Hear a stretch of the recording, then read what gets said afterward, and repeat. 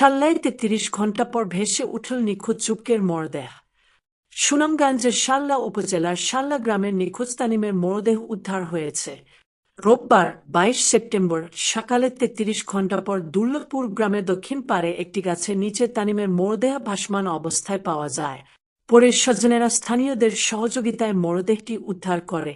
এর আগে শুক্রবার ২০ সেপ্টেম্বর রাত আনুমানিক ৯টায় নৌকায় থেকে পড়ে গিয়ে ওই যুবক নিখোঁজ হন।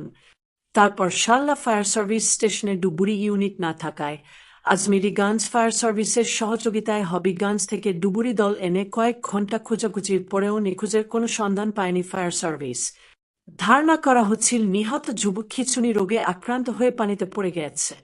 নিহত তানিমের মামা স্থানীয় ইউপি সদস্য জহির আহমেদ বলেন, রোববার সকালে নিখোঁজ তানিমকে খোঁজার জন্য আমরা একটি নৌকা পাঠাই। দুর্লভপুর গ্রামের সামনে গিয়ে নদীর দক্ষিণ পাড়ে একটি গাছের নিচে ভাসমান অবস্থায় তার মরদেহটি পায়। মরদেহের অবস্থা ভালো ছিল না, তাই দ্রুত গ্রামের মাদ্রাসা মাঠে তার জানাজা শেষে গ্রামের কবরস্থানে দাফন করা হয়েছে।